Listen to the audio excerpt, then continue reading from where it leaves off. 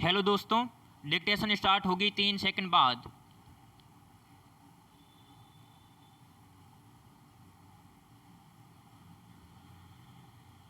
Start. Rajasthan के धौलपुर जिले में बजरी माफिया ने पुलिस अधीक्षक के काफिले पर फायरिंग कर उसमें मौजूद पुलिसकर्मियों को ट्रैक्टर से कुचलने का प्रयास किया।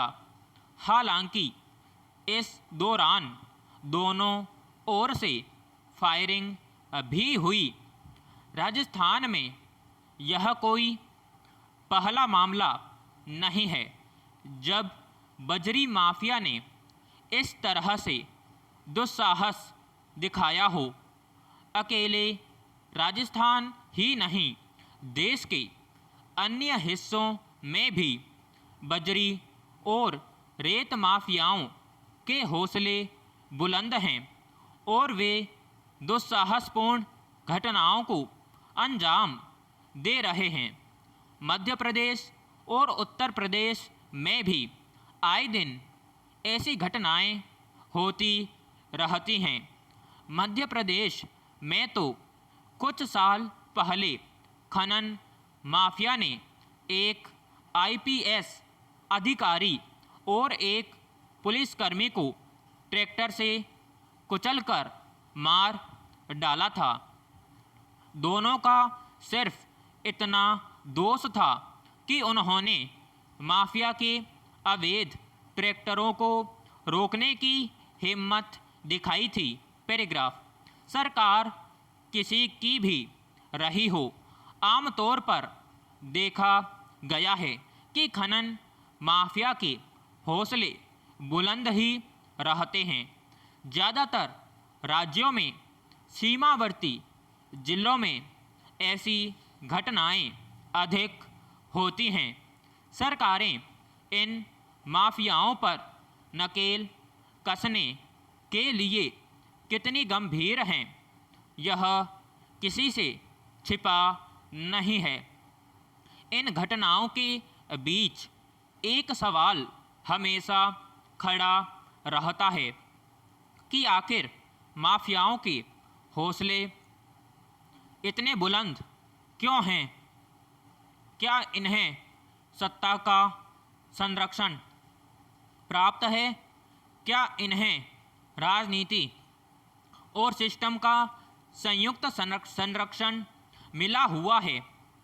ये वह सवाल हैं जिनके जवाब कोई भी सरकार देने को राजी नहीं होती है। कोई भी सरकार इन माफियाओं के प्रति कड़ी कार्रवाई नहीं करती। यही वजह है कि माफिया पुलिस को भी निशाना बनाने से नहीं चूकते। मुश्किल यह है कि एक तरफ खनन माफिया पुलिस को निशाना बना रहे हैं तो दूसरी तरफ पुलिस विभाग में ही ऐसे लोग हैं जिनके साथ साठगांठ की वजह से ये माफिया लगातार मजबूत हो रहे हैं।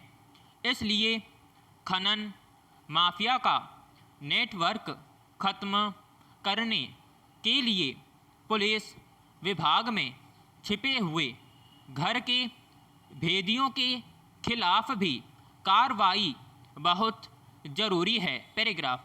अब खनन माफिया के खिलाफ बड़ी कार्रवाई का समय आ गया है। राज्य सरकारों को इस समस्या पर गंभीरता से ध्यान देने की ज़रूरत है।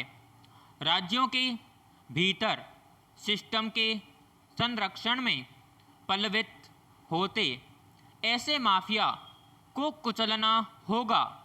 खनन माफिया बेलगाम होकर धरती को खोखला कर रहे हैं और अफसरों कर्मचारियों को निशाना बना रहे हैं।